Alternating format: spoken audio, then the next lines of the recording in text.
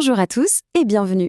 Aujourd'hui, on va plonger ensemble dans un sujet absolument fascinant et, honnêtement, parfois un peu choquant. On va parler de la mécanique cachée derrière les fissures de sabots chez les chevaux.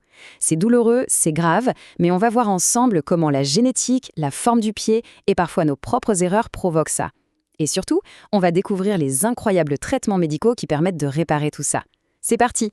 Mais avant d'aller plus loin, il faut se poser une question toute simple. Pourquoi un sabot se fissure-t-il vraiment ?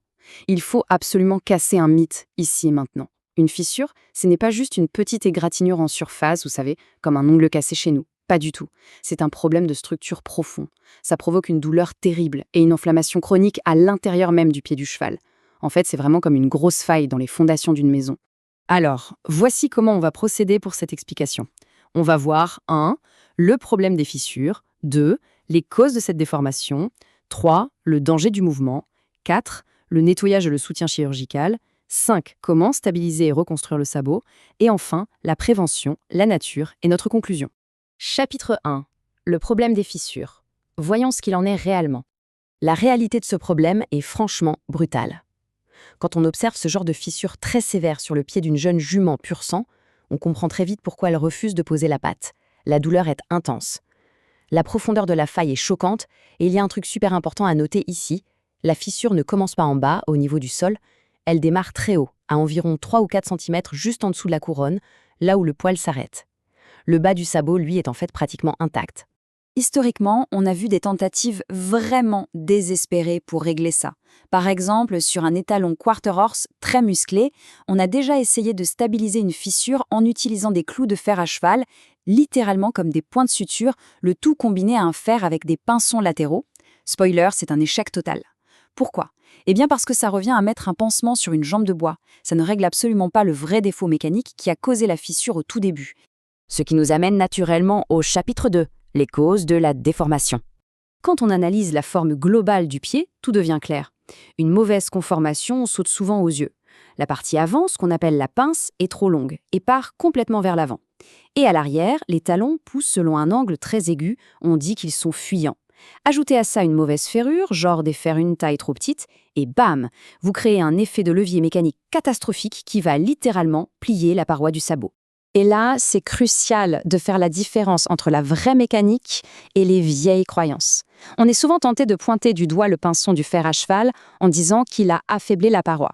Mais la mécanique nous prouve tout autre chose. La vraie force destructrice se passe dans le tiers supérieur de la paroi du sabot. Avec le poids du cheval et ce mauvais angle, cette partie supérieure se plie vers l'intérieur, cède sous la pression et finit par se fendre en plein milieu.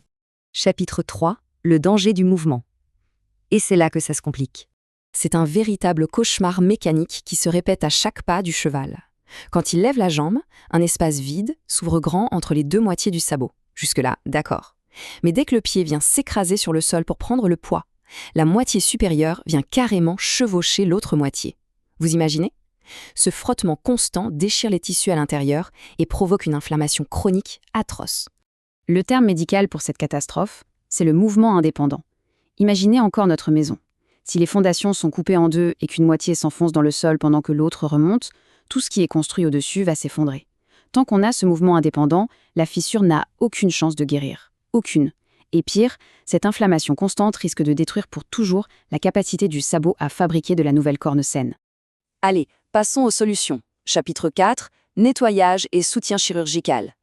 La toute première étape est visuellement très impressionnante. C'est ce qu'on appelle la résection chirurgicale. Les vétérinaires utilisent des outils super spécifiques, comme des fraises rotatives motorisées et des pinces, pour découper et enlever un grand triangle de tissu mort. Le but du jeu, retirer absolument toute la matière abîmée jusqu'à retrouver du derme sain, celui qui saigne en dessous. C'est exactement comme nettoyer à fond une vilaine plaie pour pouvoir repartir sur une base complètement propre. Une fois ce gros morceau retiré, le sabot est évidemment super affaibli, donc il faut le soutenir d'urgence. On vient alors placer un fer très spécial en forme de cœur, le fameux fer à planche, qui va supporter tout l'arrière du pied. Et ensuite, une plaque d'hôpital en plastique très dure et directement boulonnée sur ce fer. C'est vital parce que ça protège la sole du cheval, qui est maintenant à vif, contre les cailloux, la saleté et la pression directe du sol. Chapitre 5. Stabiliser et reconstruire le sabot.